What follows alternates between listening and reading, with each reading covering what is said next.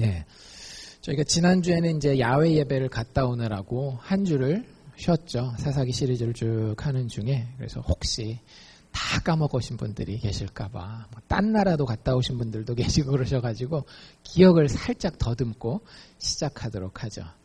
사사기라고 하는 책은 여호수아 다음에 나오는 책이었죠. 그래서 여호수아 때에 하나님이 가나안 땅을 정복하게 명령하셨고 기본적인 정복을 다 마치고 나서 사사시대 때에는 원래 하나님의 계획대로라면 그 땅의 구석구석을 다 하나님의 통치가 미치는 곳으로, 하나님의 왕권이 미치는 곳으로 만들어야 하는 임무를 가지고 시작하는 책이 바로 사사기라고 말씀드렸습니다. 하지만 안타깝게도 우리가 1장, 2장 맨 처음에 책 시작할 때부터 보면 낌새가 이상하더니 결국에는 하나님이 원하시는 그 정복의 전쟁을 싸우지 못하고 뒤로 물러나며 하나님이 기뻐하시지 않는 모습을 보이게 돼요. 그래서 그들이 하나님을 말로는 주님 주님 하고 섬겼지만 진짜 마음에는 하나님보다는 주변의 환경들을 더 많이 보고 또 그들을 내 인생에 때로는 좋아하면서 때로는 싫어하면서 왕으로 섬기는 모습들을 봐왔습니다. 앞으로도 계속 보게 될 거고요. 하나님이 아닌 다른 존재들이 인생의 왕이 되었을 때 그들의 삶이 얼마나 어렵고 힘든지가 계속해서 반복되어 나오는 책이 사사기라고 말씀드렸습니다. 그래서 사사기의 주제는 한마디로 왕이 필요해라고 말씀드렸죠. 우리의 삶에는 바른 왕이 필요합니다. 그래서 지금까지 2명의 사사에 대해서 저희가 살펴봤거든요. 첫 번째 인물은 온니엘이라고 하는 사람이었어요. 별로 흠잡을 데가 없었는데 문제는 온니엘에게 흠잡을 게 딱 하나 있다면 그게 뭐예요? 죽었어요. 예, 참 다 잘했지만 안타깝게도 인생을 끝내야 되는 어느 시점이 왔다라고 하는 거죠. 거기에서부터 우리가 얘기했던 다람쥐 쳇바퀴의 패턴이 계속 돌고 도는 겁니다. 우리의 인생도 마찬가지예요. 여러분들 주변에 사랑하는 사람들이 있어요. 아끼는 존재들이 있습니다. 여러분들 내 생각에는 내가 최선만 다하고 내가 정말로 능력만 있으면 그 사람들에게 모든 것을 다 해줄 수 있으리라고 착각을 해요. 근데 그것은 잠깐입니다. 아무리 길어야 80년. 여러분들 지금까지 남편과 아내와 결혼해서 80년 이상 살아오신 분 있으세요? 없잖아요. 20세에 결혼해서 백수를 한다 해도 80년이에요. 둘 중에 한 사람은 먼저 무덤으로 내려가게 돼 있습니다. 자식들도 마찬가지죠. 자식들도 우리가 자식을 사랑하지 않아서 못 지켜주는 게 아니에요. 지금 이제 아이들 대학 보내보신 분들은 아시겠지만 벌써 저희 가정만 해도 뉴욕에 이렇게 떨어지니까 한 1, 2주를 감기 계속 달고 있는데 아픈데도 해줄 수 있는 게 없는 거예요. 그런 것들을 보면 인간이 죽을 수밖에 없다라는 거, 이 몸의 한계를 가졌다라고 하는 것에 대해서 깨닫는 것이 굉장히 중요한 지혜인 것 같아요. 온니엘의 시대 참 좋았습니다. 하지만 온니엘의 시대가 어떻게 끝난다라고요? 온니엘이라고 하는 사사의 육체적인 한계로 인해서 끝나는 거예요. 여러분들 인생에는 그것 이상이 필요합니다. 우리에겐 영원한 왕이 필요하다라고 하는 거죠. 그리고 지지난주에는 두 번째 사사에 대한 이야기를 했었죠. 그 사사의 이름은 왼손잡이 에훗이었습니다. 에훗이 왼손잡이고 그 당시에 왼손잡이가 얼마나 서름을 겪는 존재인지는 제가 간단하게 말씀을 드렸어요. 그래서 그럼에도 불구하고 하나님께서 그를 사용하시고 이스라엘 백성들이 잘한 게 있었어요? 없었어요? 없었어요. 하나님 앞에서도 잘한 거 회개한 거 말고는 특별히 없고 또 군사적으로 더 잘 준비되거나 열심히 뛴 것도 없어요. 단 한 가지만 바뀌었죠. 뭐가 바뀌었어요? 구원자가 있는지 없는지, 그 구원자가 승리했는지 안 했는지. 우리의 삶도 똑같습니다. 우리의 삶에서 나를 대표할 구원자가 내 안에 살아있는지 안 살아있는지, 이게 중요하다라고 하는 거예요. 그것 한 가지가 바뀌니까 모든 전세가 바뀐 것을 볼 수 있습니다. 여러분 인생에서 패배감과 혹은 너무 벅차다, 짐이 너무 무겁다라는 생각이 드십니까? 이유를 정확하게 말씀드릴게요. 아직까지 내가 내 인생의 구원자이기 때문에 그렇습니다. 정확해요.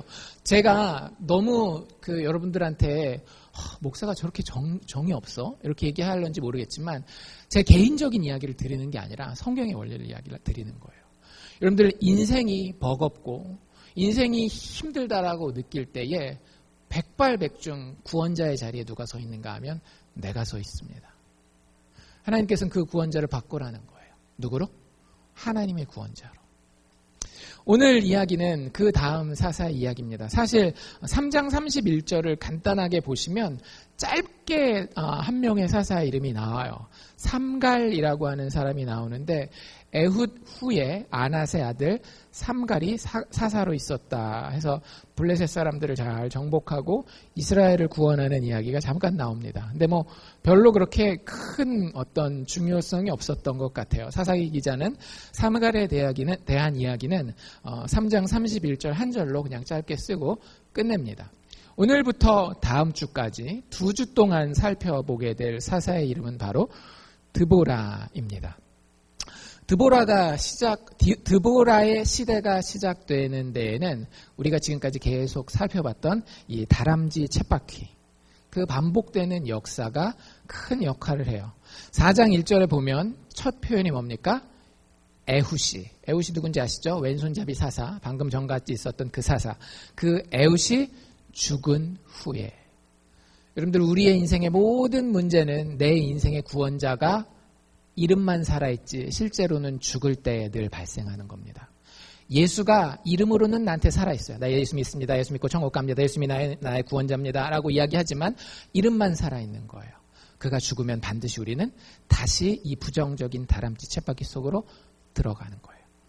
우리 인생에서 제일 중요한 게 그래서 그 구원자가 진짜 사신 예수가 살게 만드는 거예요. 내 삶 가운데에서. 어쨌든 에훗이 죽게 됩니다. 항상 그럼 어떤 일이 일어나요? 구원자가 죽으면 이스라엘 자손이 또라는 표현을 쓰고 있어요. 여호와의 목전에서 악을 행하게 돼요. 예수가 내 삶에서 떠나면 우리 반드시 죄 짓습니다. 여러분들 죄 짓는다 그러니까 뭐 예수님 생각 좀 안 하면 맨날 거짓말하게 되고 도둑질하게 되고 뭐 이런 거 얘기하는 거 난 그런 건 안 하는데 아니에요. 여러분들 죄가 뭡니까? 하나님이 주신 것을 누리지 못하는 게 사실은 죄예요. 아담과 하와가 첫 범죄를 하잖아요. 아담과 하와가 첫 범죄를 할 수밖에 없었던 이유가 뭔지 아세요? 선악과를 따먹기 때문이라고 생각하면 사실은 반만 아는 거예요. 하나님이 주신 선악과를 제외한 999가지 다른 나무, 999가지인지 9999가지인지 모르겠지만 다른 나무의 열매들을 누리는 것을 잊고 살았던 거예요. 그것에 대해서 감사하지 못했던 거예요. 그러면 자기도 하나님 앞에 무너지게 돼 있고요. 인간관계도 서로 망가지게 돼 있는 거예요. 하나님께서 그것을 지적하고 계시는 겁니다. 이스라엘 백성들이 구원자가 죽으니까 구원자가 이름만 살아있어. 에훗 때는 그랬는데 우리도 나도 예수 믿긴 하는데 예수님이 나를 천국에 보내주실 건데 이름만 살아있어요. 그런데 내 마음 가운데 예수님은 구원자는 죽어 있습니다. 그러면 우리의 삶에는 늘 악이 들어오게 돼 있습니다. 하나님이 주신 것을 누리지 못하게 되고요. 여러분들 누릴 걸 누리지 못하면 그 다음에 일어나는 게 짜증이에요. 그리고 그걸 어떻게 커버해보기 위해서 거짓말해요. 내가 얻지 못하는데 그거 어떻게 한번 얻어보려고 다른 사람 사기치게 되고요. 다른 사람을 이용하게 되고요. 경찰만 보지 않는다면, 내가 나중에 처벌만 받지 않는다면 사람도 죽일 수 있는 거예요. 그러니까 우리가 생각하는 모든 겉에 드러나는 죄악들 있잖아요. 이건 사실은 하나님을 만족하지 못하기 때문에, 내 안에 구원자가 살아있지 않기 때문에 생기는 죄들입니다. 그것을 이스라엘 백성들이 계속해서 보여주고 있는 거예요. 에훗의 죽은 후에 이스라엘 자손이 또 여호와의 목전에서 악을 행하였다. 그럼 어떻게 해요? 하나님께서 그들을 이방 사람들의 손에 붙여서 어려움을 당하게 하시죠. 2절을 말씀해 보면 여호와께서 하솔의 도읍한, 하솔이라는 지역에 살고 있는 가나안 왕 야빈이라는 사람의 손에 그들을 파셨다라고 이야기를 합니다.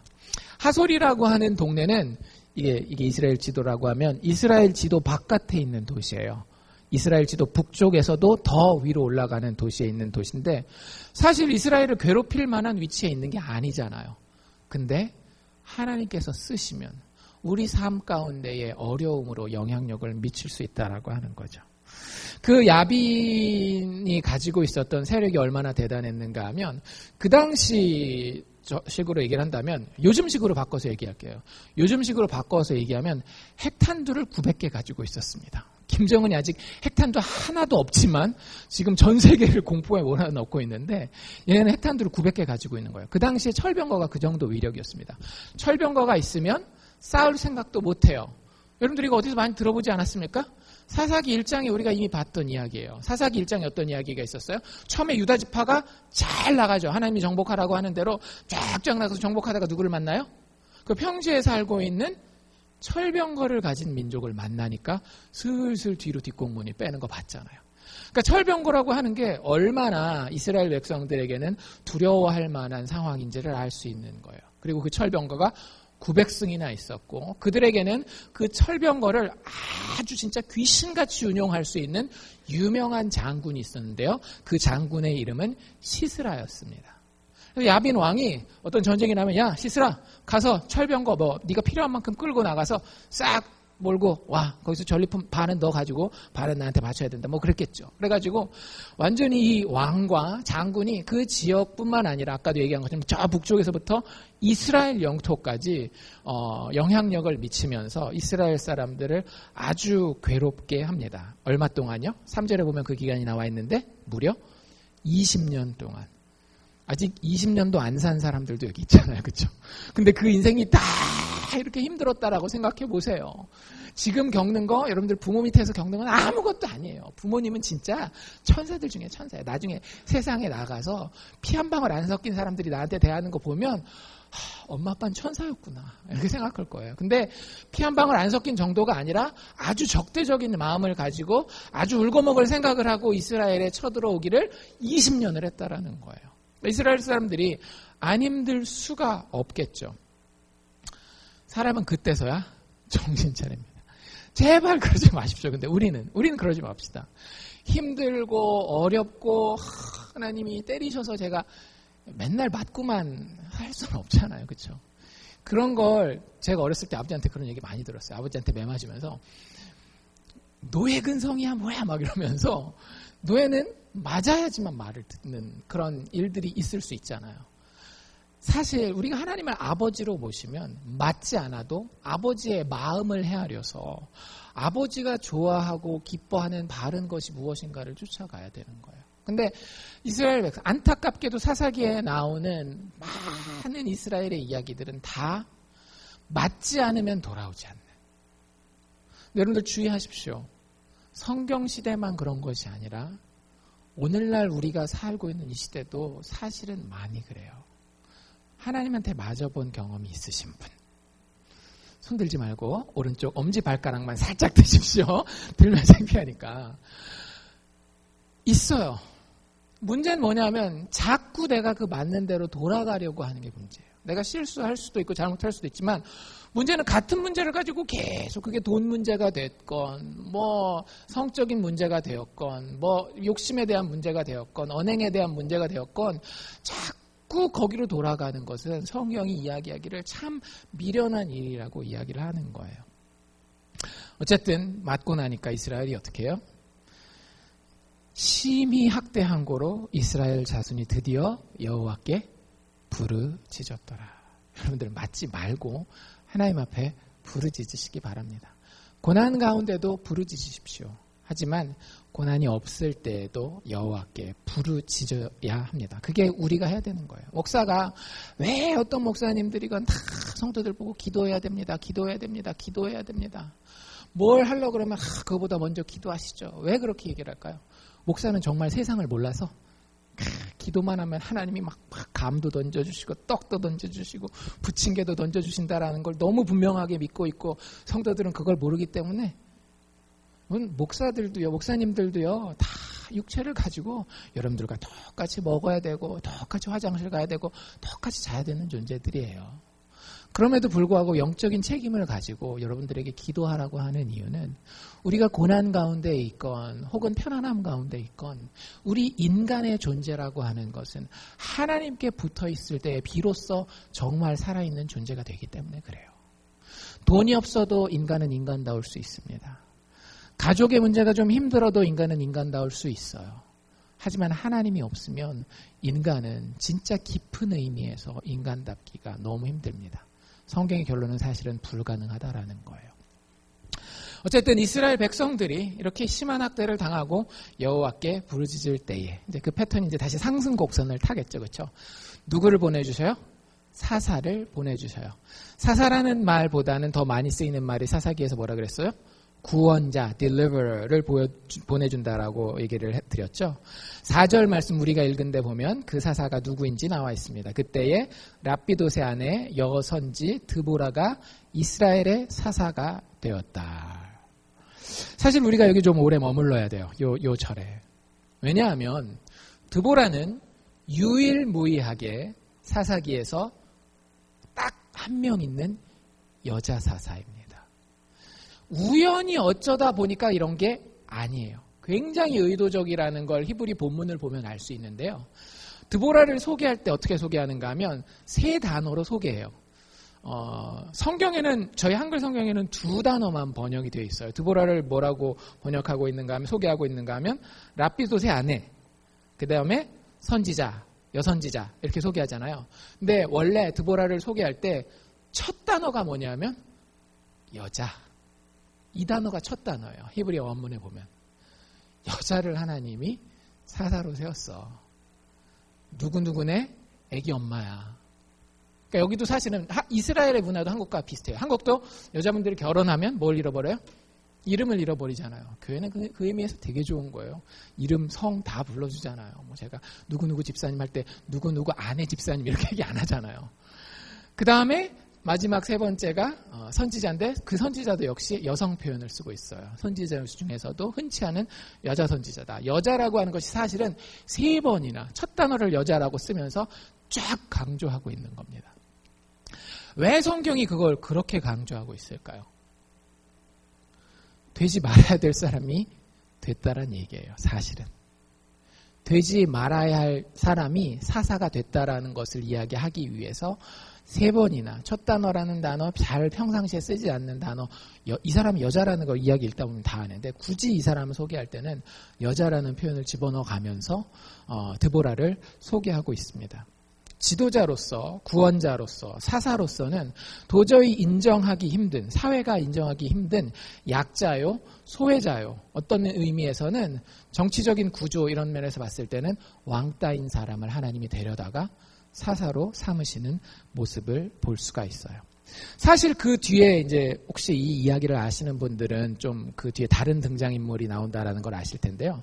뒤에 보면 바락이라고 하는 남자가 나옵니다. 남자가 드디어 나오긴 나와요. 근데 그 바락이 사사가 되기에는 굉장히 더 좋은 조건들을 가지고 있었어요. 예를 들자면 바락은 남자였을까요? 여자였을까요? 제가 사실 말씀드렸죠.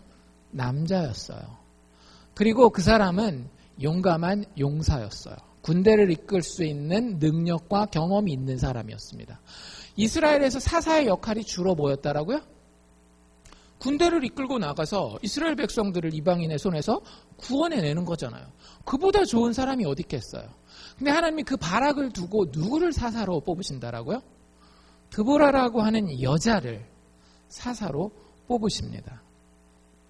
여러분들, 여기서 우리가 깨달을 수 있는 건 뭐냐면 하나님이 인간을 구원하는 방식은 굉장히 신비롭다라고 하는 것을 깨달으셔야 돼요.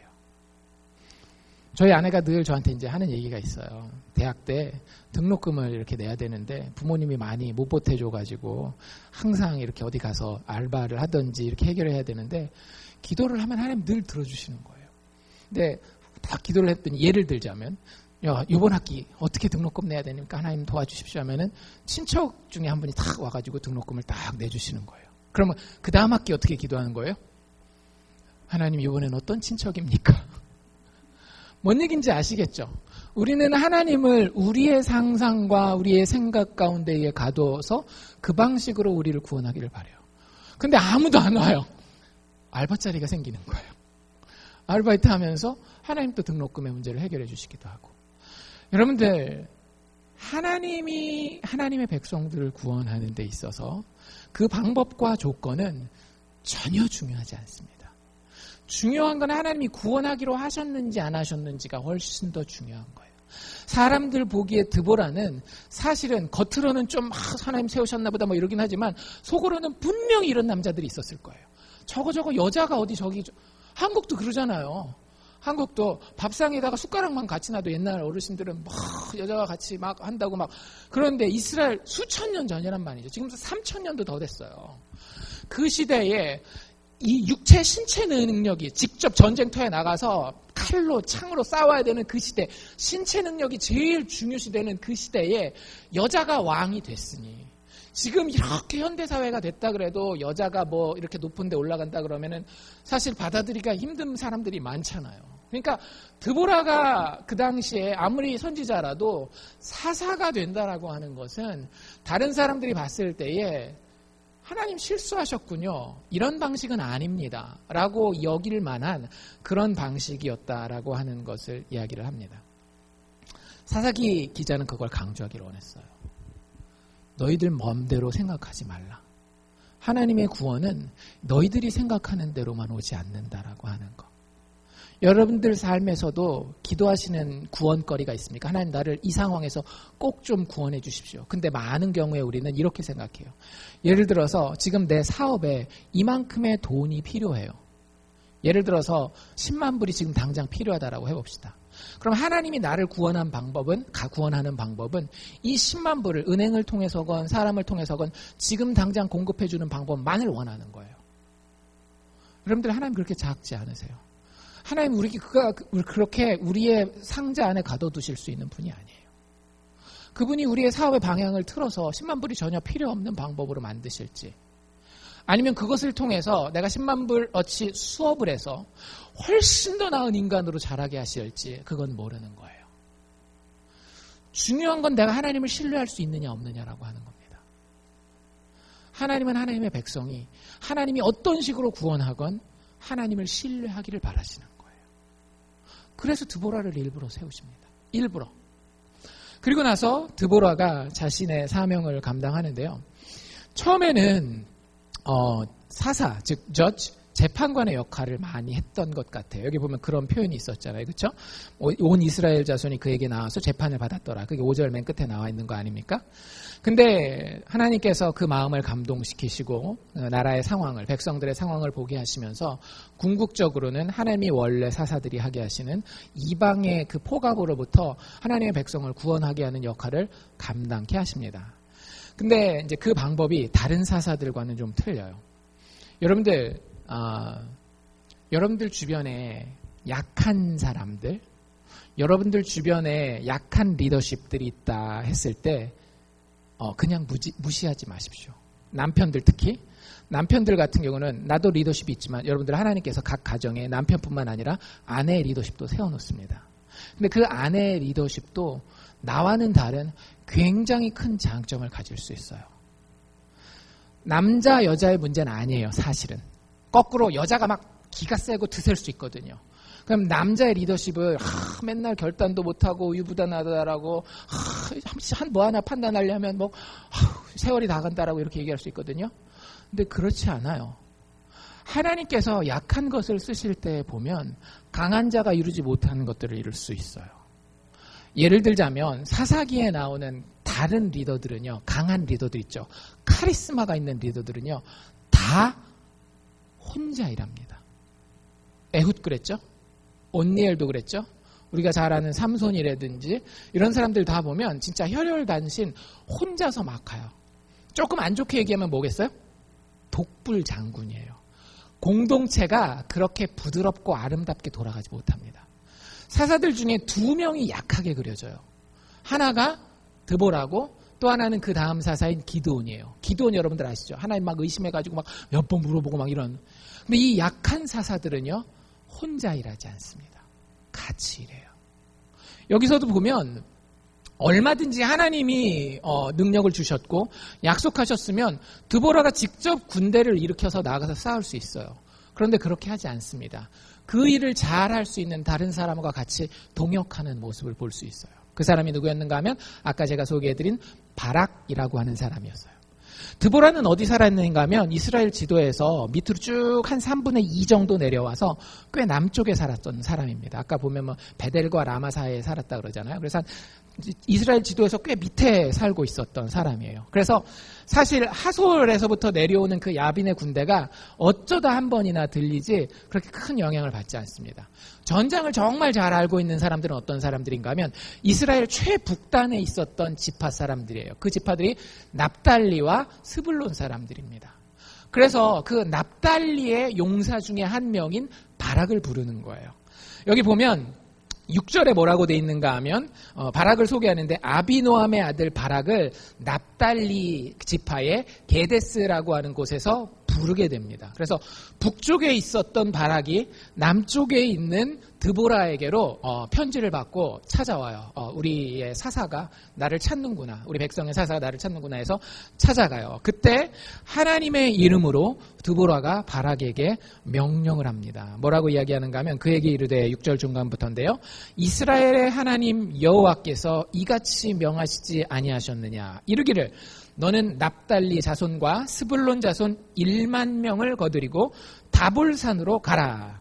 내가 하나님이 야빈네 군대 장관 시스라와 그 병거들과 그 무리를 기손강으로 이끌어 너에게 이르게 하고 그를 너의 손에 붙이리라 하셨느니라. 하나님이 이렇게 격려하고 명령하십니다. 10,000명의 군사를 모아서 저 북쪽에 다볼산이라고 하는 산이 있거든요. 여러분들 군사를 징집하려면 지금은 뭐 카톡도 있고 다 뭐 인터넷도 있고 하지만 옛날에는 군사를 징집을 하려면 지형지물이 있어야 돼요. 어디로 싸우러 갈 사람들은 어디로 오십시오. 예를 들면 여기 알칸사 같은 경우는 그 시청 그 건물로 오십시오. 캐피털로 오십시오. 이렇게 얘기를 하면 사람들이 어딘지 알잖아요. 근데 알칸스 사랑의 교회로 모이십시오 하면은 많은 사람들은 군대에 가고 싶지만 못 간단 말이죠. 그래서 다볼산을 딱 정해서 그 다볼산에서 1만 명을 모집해서 나아가 야빈 왕과 싸우라고 시스라의 철병거와 싸우라고 이야기를 합니다.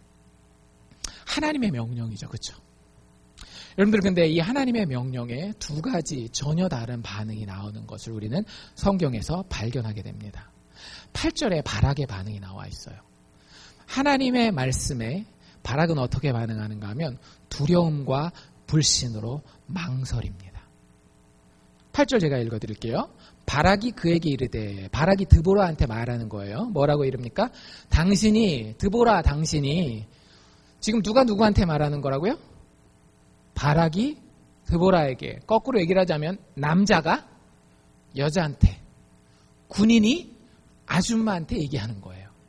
이걸 잘 기억하고 보셔야 돼요. 당신이 나와 함께 가면 내가 가려니와 당신 나와 함께 가지 아니하면 나는 가지 않겠노라. 굉장히 좀 어때 보여요?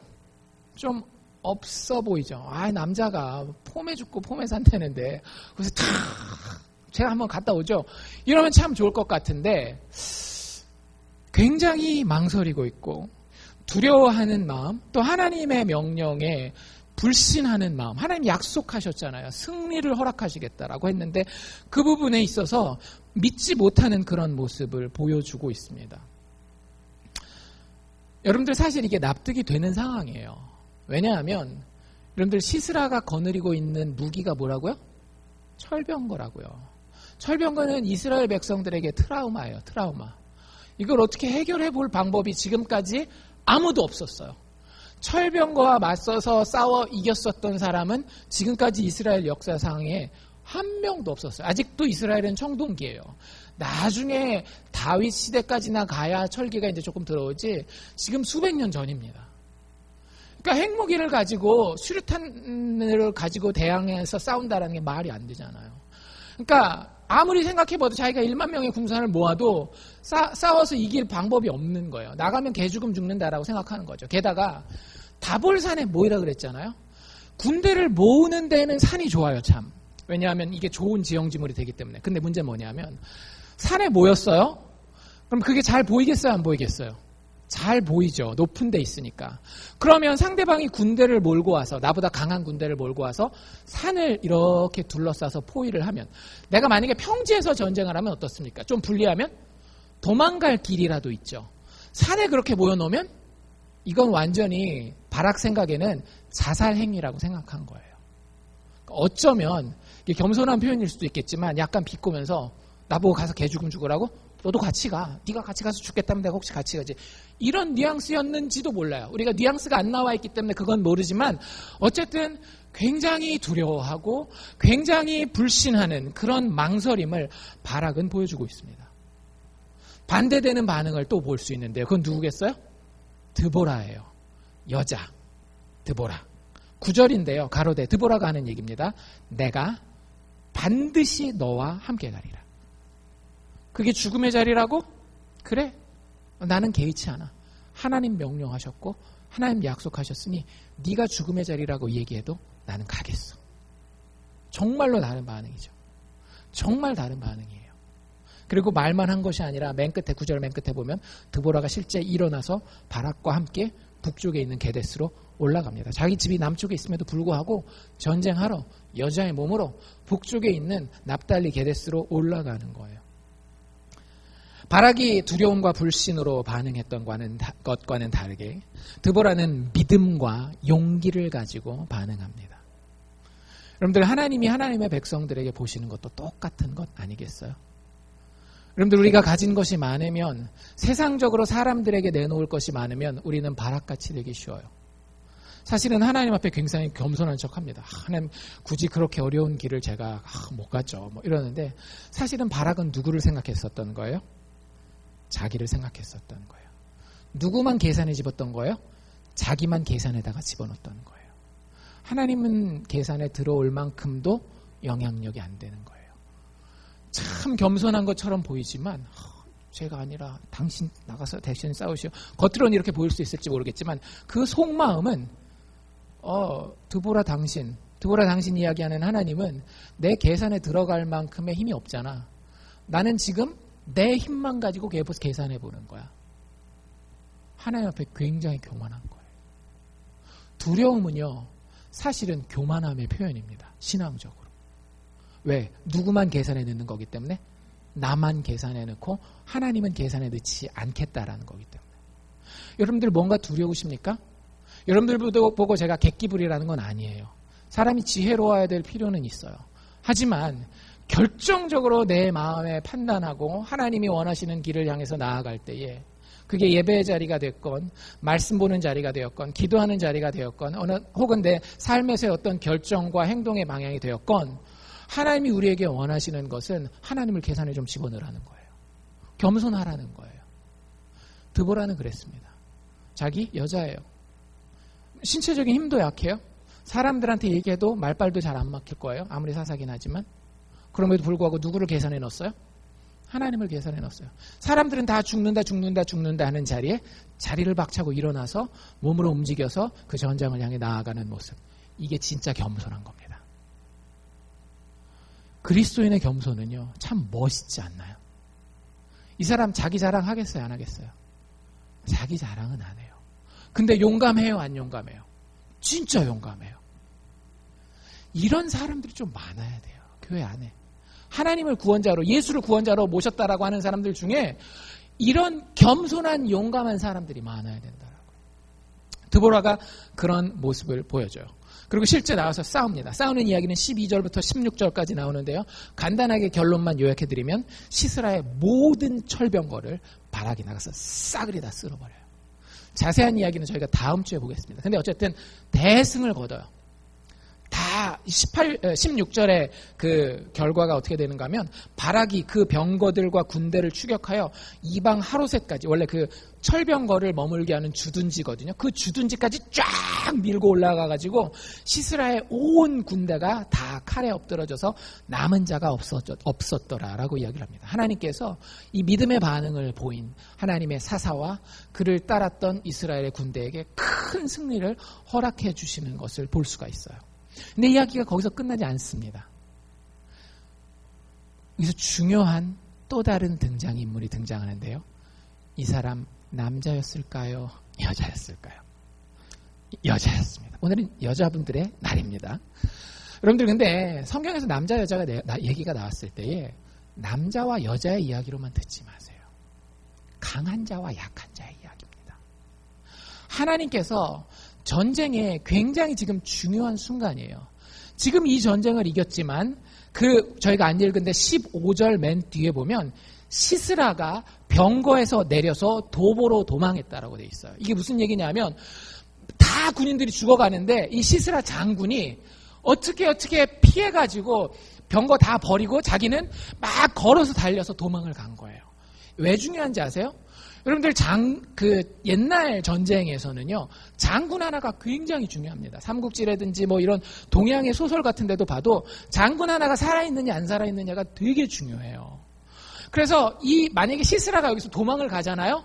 그럼 나중에 24절에 보면 이스라엘이 이 야빈과의 싸움을 어떻게 진행하는지를 설명하고 있는데 24절에 뭐라 그러는가 하면 이스라엘 자손의 손이 가나안 왕 야빈을 점점 더 이겼다라 그랬어. 이 한 번 전쟁한 걸로 끝난 게 아니라 그 이후로 전쟁을 계속 이어가서 서서히 야빈을 몰아낸 거예요.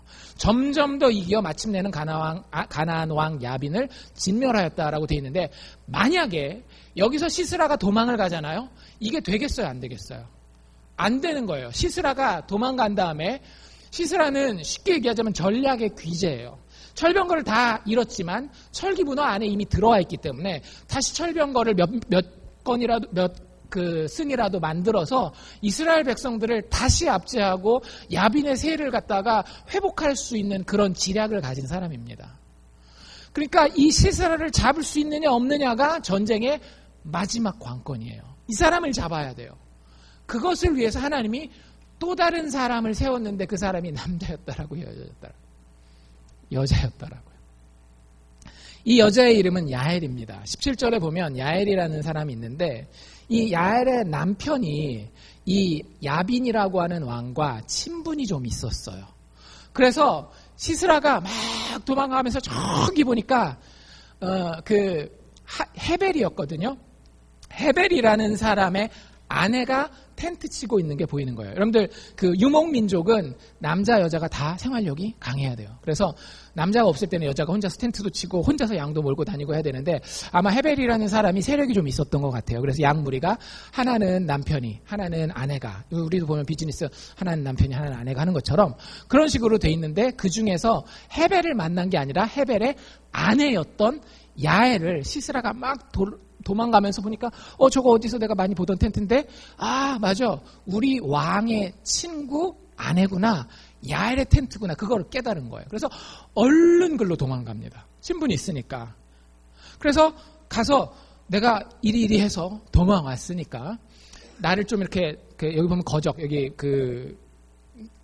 영어로 블랭킷이라고 얘기를 하는데 이불로 덮어달라 그래요. 근데 이불 그런 건 아니겠죠. 거적 같은 걸로 덮어서 숨겨주고 만약에 누가 쫓아서 자기를 여기 와서 찾으면 있다 그래라 없다 그래라? 없다 그래라. 아무도 없는 거야. 그리고 거기 딱 숨어요. 숨어서 이제 헐떡헐떡거리면서 제일 먼저 필요한 게 뭐겠어요? 막 뛰어왔으니까 물을 마셔야 되겠는 거예요. 물 먹고 싶어. 물을 달라 그랬어요. 그래서 야엘이 가서 마실 거를 준비해 오는데 물이 아닌 우유를 준비해 왔다라고 합니다. 우유는 두 가지 뜻이 있어요. 좋은 의미에서는 이 유목민족 문화에서는 극진한 대접을 의미합니다. 그러니까 이걸 받는 시스라가 뭐라고 생각했겠어요? 이게 역시 내가 잘 왔구나 라고 생각해서 비록 좀 그렇지만 이거 먹고 힘내서 내가 다시 재기하리라 이런 생각을 했을 거예요. 우유를 마십니다. 근데 우유가 그런 긍정적인 면도 있지만 다른 면도 있어요. 우유는 언제 먹으라는 얘기 들어보셨어요? 자기 전에 먹으라는 얘기 들어보셨죠? 우유가 자기 전에 먹는 이유가 두 가지가 있어요. 그러니까 우유가 사실은 사람을 자게 해요. 수면제만큼은 아니지만 조금 도움을 준답니다. 근데 두 가지 이유 때문인데 하나는 물은 그냥 마시면 물 안에는 아무 영양분이 안 들어있잖아요. 그래서 말 그대로 그냥 우리 내장에서 흘러내려가는 거예요. 그냥 필요한 부분만 흡수되고. 근데 우유는 영양 성분이 뭐죠? 단백질이에요. 단백질. 그런데 단백질은 뭐 먹는 거예요? 고기 먹는 거랑 똑같은 거예요. 양이 그만큼 되진 않겠지만. 그렇기 때문에 위에서 더 천천히 소화되고 천천히 소화된다라고 하는 건 위가 더 많이 움직이는 거예요. 여러분들 우리 밥 먹고 나면 늘 겪는 질병 뭐예요? 식곤증, 우유를 먹으면은요, 그래서 좀 더 졸린 거예요. 물을 마신 것보다. 그 다음에 또 한 가지. 우유에 들어있는 화학 성분이 사람의 잠에 필요한 화학 성분을 담고 있거나 아니면 그것이 만들어지도록 합니다. 세로토닌이라든지 그 멜라토닌 아시죠? 그리고 요즘에 그 가면은 잠 안 자면 수면제 대신 먹으라고 하는 거 있어요. 그런 것들이 조금씩 생기게 해준대요. 야엘은 계산에 의해서 물을 가져다 주지 아니하고 일부러 우유를 가져다 준 거예요. 작전 성공? 안 성공? 성공하죠. 우유를 마신 이 시스라가 깊이 잠에 들게 됩니다. 그때 야엘이 얼굴을 싹 바꿔요. 지금까지 친절하게 막 웃다가 싹 냉정한 표정을 하더니 뭘 들고 와요? 텐트 친다고 산다 그랬잖아요. 텐트 지금은 뭐 자동 일회용 탁 하면은 쫙 펴지지만 옛날에 텐트 쳐보신 분 계세요? 텐트 다 하고도 끝에 선 쫙 연결해가지고 이 텐트 말뚝 있잖아. 그거 막 탁탁. 저희 때는 플라스틱이었어요. 제 아버지랑 캠핑 가면. 이때는 뭐 나무였겠죠. 긴 나무를 해가지고 탕탕탕 막는 건데 그 텐트 말뚝하고 그 말뚝을 막는 망치를 들고 아주 몰래 시스라가 잠들어 있는 그 천막 안으로 들어갑니다. 그리고 거적대기를 살짝 울렸겠죠. 여러분들 하실 수 있겠어요? 이거 되게 하기 힘든 일이에요. 사실 굉장히 가슴, 심장 벌렁벌렁 하는 일 아니겠어요? 근데 이 여자가 담대하게 그 일을 해요. 그리고 여기 보면 이제 살적이라는 표현이 나와요. 성경에 나중에 혹시 이야기가 궁금하신 분들은 읽어보시면 살적이라는데 살적이 어디냐면 여기 관자놀이 있죠. 관자놀이에다가 말뚝을 딱 대고 한 방에 빡 칩니다. 그래서 여기 성경에 뭐라고 표현되어 있는가 하면 아마 이렇게 누워서 자고 있었던 것 같아요. 여기서 말뚝을 꽉 박아서 이 말뚝이 어디까지? 땅바닥에 박히기까지. 이 여자분이 장사였던 것 같아요. 그래서 한 방에 여기 보면 기절해서 힘도 한번 못 써보고 그대로 죽었다라고 얘기를 해요. 이스라엘의 가장 큰 걱정이 아무 이름도 없는 힘없는 여자에 의해서 해결되는 걸 볼 수 있어요. 한 몇 시간 지났을까요? 드디어 누가 나타나요? 여러분들 영화도 그렇잖아요. 영웅이 다 해결해 놓으면 맨 마지막에 경찰차 삐용 나타나는 것처럼 이미 이제 야엘이 다 해결해 놓은 상황에서 누가 나타나겠어요? 바락이 헐레벌떡 나타나서 시스라 봤어? 얘기하려고 하는데 야엘이 뭐라 그래요? 누구 찾는지 알아요. 들어오면 내가 그 사람을 당신에게 보여주죠. 라고 이야기해서 죽어있는 시스라의 시체를 보여줍니다. 여러분들 이야기는 일단 그렇게 되고요. 결국에는 그 결정적인 전쟁의 승리, 철병거의 승리와 시스라를 잡아 죽이는 것으로 인하여서 전세가 뒤집히게 되고 아까 읽어드린 24절을 통해서 점진적으로 이스라엘은 야빈의 소나기에서 포갑에서 벗어날 수 있게 됩니다.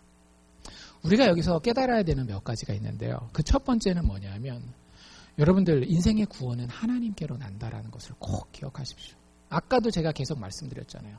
내가 진짜 구원자에 있는지 아닌지를 여러분들 진짜 깊게 살펴보셔야 돼요. 제가 말씀드립니다. 거의 예수 믿는 사람들도 상황에 따라 아닐 때도 있지만 거의 99%는요. 내가 구원자의 자리에 있어요. 예수 믿습니다. 주님만 의지합니다. 주님께 기도합니다. 하지만 구원자의 자리에만은 내가 앉아 있어요. 자식을 키우는 데 있어서 나의 인생의 가장 어려운 문제를 해결하는 데 있어서 그거와 계속 애쓰는 사람이 나예요. 왜 우리가 예수 믿으면서도 마음이 자유롭지 못하는가요? 진리가 너희를 자유케 하리라 했는데 왜 우리는 예수 믿어도 기도를 그렇게 열심히 해도 예배를 그렇게 많이 나오고 봉사를 그렇게 많이 해도 내 마음은 자유롭지 못한가요? 내가 구원자이기 때문에 그런 거예요. 하나님이 이 여인을 보여주면서 우리에게 보여주는 일이 뭐냐면 너희들 그거 별거 아닌 것 같지만 누가 구원해야 되는지를 좀 알면 좋겠어. 강해 보이는 누군가가 강해 보이는 너 자신이 너를 구원하는 것이 아니라 내가 너희를 구원하는 거야. 거기에는 강함과 약함이 중요하지 않아. 23절 뭐라 그랬는지 잘 보십시오. 이와 같이 이날에 누가? 하나님이 가나안 왕 야빈을 이스라엘 자손 앞에서 패하게 하신지라. 구원은 하나님께로부터 나는 겁니다. 그 방법은 우리가 측량하지 못할 수도 있어요. 하지만 분명한 것은 여러분들 가장 깊은 그 전쟁, 인생에서의 그 싸움은 하나님이 우리에게 주시는 구원에 의해서만 이길 수 있다라고 하는 거예요. 그게 우연처럼 보일런지 모르지만 뭐가 어떻게 돌아가는지 나는 잘 계산이 안 되는지 모르지만 하나님이 하나님의 구원을 의지하시는 자를 구원합니다. 여러분들 이스라엘 백성의 마지막 카운터 펀치가 뭐였다라고요? 시스라를 죽이는 거라 그랬죠? 시스라를 어떻게 죽였어요? 야엘이 죽였어요. 여러분들 야엘이 우연히 거기 있는 것 같죠? 아니에요. 이미 몇백 년 전에 하나님이 그걸 계획해 놓으셨어요. 야엘을 소개할 때 뭐라고 얘기를 하는가 하면 겐 사람 헤벨의 아들 야엘이라고 이야기를 해요. 겐 사람은요 이스라엘 족속이 아니에요. 이스라엘 족속이 된 사람입니다. 언제? 모세 때에.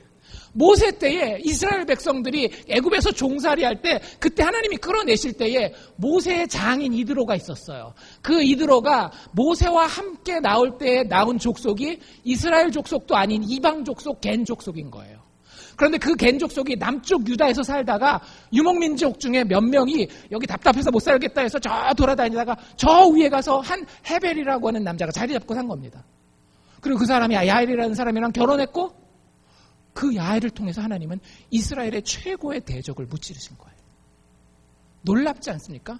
여러분들 계획하실 수 있겠어요? 여러분들 태어나기 100년 전, 200년 전부터 계획해서 여러분들의 사업이, 여러분들의 자녀가 어떻게 돌아가게 할지 여러분들 결정하실 수 있냐라고요. 여러분들의 유전자가 어떻게 타고날지를 다 알아서 나한테 암이 어떻게 될지, 나한테 무슨 질병이 어떻게 될지 다 계산하실 수 있느냐라고요. 불가능하잖아요. 내가 아무리 최선을 다해도 유전적으로 안 되는 건 안 되더라고요. 내가 아무리 최선을 다해도 사회의 정체적인 상황이 그렇게 흘러가면 안 되더라고요. 그런데 그 모든 것을 손에 쥐시고 구원하는 분이 누구라고요? 하나님이시라고요. 그게 하나님이 하나님의 백성을 구원하는 방식이에요. 한 가지만 더. 하나님이 백성을 구원하시는데요. 약한 자를 통해서 늘 구원하십니다. 누구를 강조했어요? 오늘 그렇게? 여자를 그렇게 강조하죠. 우리는 하나님의 구원을 무시합니다. 왜? 여러분들 기억하십시오. 하나님의 방법은 늘 약해 보여요. 우리 문화대로 얘기한다면 하나님의 방법은 늘 여성스러워 보여요. 어떻게 보면. 예수님도 항상 내 멍에는 가볍고 부드러우니. 남성한테는 잘 쓰는 단어가 아니거든요. 남자 여자의 문제가 아니라 하나님의 구원은 약함을 사용해서 하시는 구원입니다. 여러분들 주변에 약한 사람들이 있으면 혹은 내가 약하다면 그것 가지고 무시하거나 아니면 내 스스로에 대해서 부끄러워하지 마시기 바랍니다. 하나님 그것을 오히려 쓰세요. 그거 약함에도 불구하고가 아니라 약함을 통하여 역사하시는 분이 하나님이에요. 참 놀랍지 않습니까? 우리가 받은 구원이 무슨 구원이에요?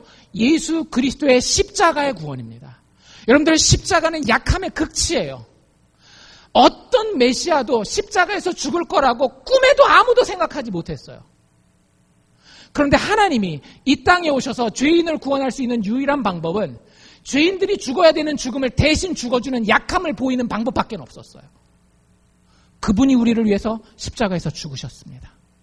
그분이 우리가 흘려야 되는 모든 피를 흘리셨고 그분이 우리가 찢어야 되는 모든 살을 십자가 위에서 찢으셨어요. 그리고 그것이 우리의 구원의 징표가 됩니다. 하나님이 십자가에서 강에 내려오셨다라고 한다면 우리 가운데 구원받을 자는 아무도 없었을 것입니다. 하나님의 은혜는 겸손하고 부드러운 어쩌면 우리의 눈에는 약해 보이는 구원일런지 모릅니다.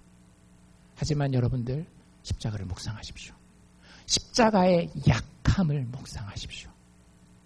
여러분들 그 약함이 여러분들을 어떤 강함과의 싸움에서도 이기게 만들어주실 줄로 믿습니다. 왜냐하면 그것이 하나님의 구원이기 때문입니다. 기도합시다.